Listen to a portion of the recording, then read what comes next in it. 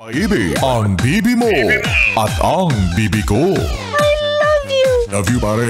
Bibo!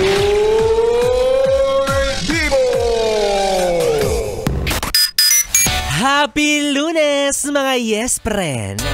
Tara! Talaga bang happy ang Lunes mo? O baka naman eme mo lang kagaya ni B-Boy Bibo. Ay, happy talaga, no? Lalo na sa mga yes friend natin na finally ay nairaos na ang araw na ito. Diba? Bagamat nakakapagod, nakakatamad kumilos dahil nag-uulan. Congratulations sa pagmumukha mo dahil natapos mo ang trabaho mo sa araw ng Lunes, diba? Unlike sa mga kagaya namin na mga panggabi, yung mga magsisimula pa lang magtrabaho, o hindi naman kaya para sa mga yes friend natin na hanggang sa mga oras na ito ay kumakayod. Wow! Ang sipag mo naman magtrabaho. Ginagalingan mo naman masyado. O dahil dyan, payag ka. 100k sweldo mo. O pues, yung kumpanya mo hindi payag. Kahit gaano man natin gustuhin na lumaki ang sweldo natin at umabot ng daan-daang libo, hindi pwede. 'Di ba? Kung pwede lang sana, kahit man lang gawin nilang 95,000. Oh. Sige, sa inyo na yung 5,000 na sobra. Ay nako, actually yes friend. Pwede ka naman talagang kumita ng ganyan kalaki, 'di ba? Hindi ko nga lang alam kung sa malinis na paraan. Pero posible naman yan. Oo, kasi may mga yes friend tayo na sa kapalad-pararan, pinapalad sila at sumusweldo sila ng ganyan kalaki. Yung sumusweldo na mga 100k pataas. Wow! Sarap naman yan.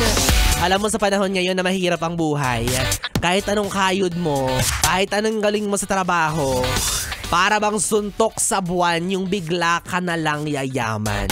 Diba? Unless isa kang gahaman. Yan. Naku, napakatalamak yan.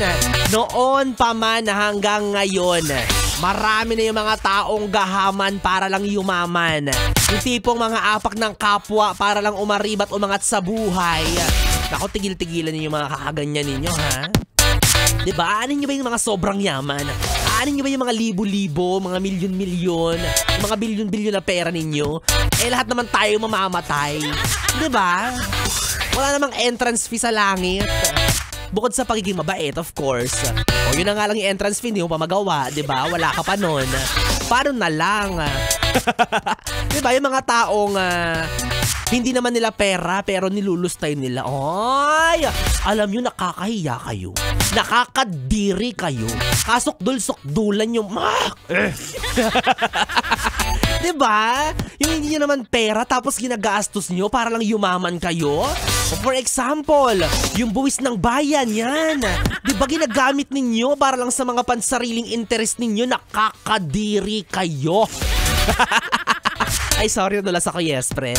Pero mas okay nang madulas kesa naman lumubog sa baha. Diba? Yung sinasabi ko sa inyo, yung mga proyekto ninyo na hindi nyo pinaninindigan. Mga proyekto ninyo na dapat ginagamit ninyo kasi budget yan ng bayan. Tapos anong ginagawa ninyo? Ha? Pinapantayo ninyo ng mga sarili ninyong bahay.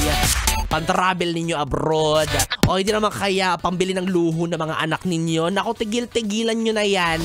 Ha? Tapos na yan. Tapos na yung mga ganyang kalakaran. Tuldukan na yan, ha? Hindi yung mga gumagawa kayo ng mga bare minimum na projects. Ang papangit ng gawa ninyo.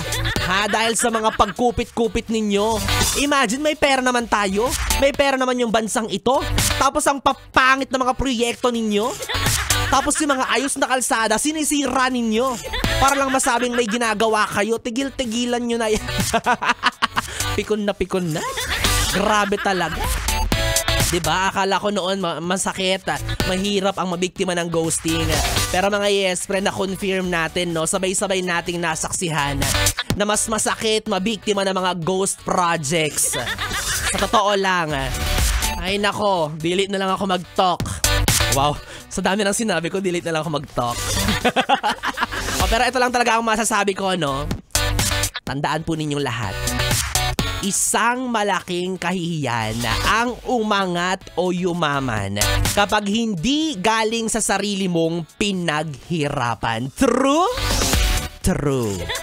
Diba? So ikaw, yes friend, mamuhay ka ng marangal, mahirap man magpayaman, mahirap man umasenso, pero tuloy lang sa patas na laban, ha? Huwag man lalamang, utang na loob, huwag natin silang tularan. Oo, masarap yumaman pero dapat galing sa sariling pinaghirapan. Sarap kaya nung yumaman ka tapos yung yaman na ibabahagi mo sa mga mahal mo sa buhay, especially sa pamilya mo, alam mo galing sa bunga ng dugot pawis mo, diba? Kaya ganun din ako. Eto na. Natrabaho na ako. Kailangan ko to. Paano ba naman? Scholar ko yung mga anak na mga korap na politiko. Ay nako, well anyways mga yes friend, tuloy-tuloy ang ating good vibes ngayong Monday evening. Dahil kapiling nyo na po ang bibi nyo sa radyo, ang DJ na mabilis bumayo, ang dila sa mikropono. Ako po si DJ B-Boy, at pwede mo akong makatabi hanggang mamayang alas 12 para sa ating BB Time. Kaya naman dito ka lang sa istasyong no problem. Ang 101.1, yes, FM Solid.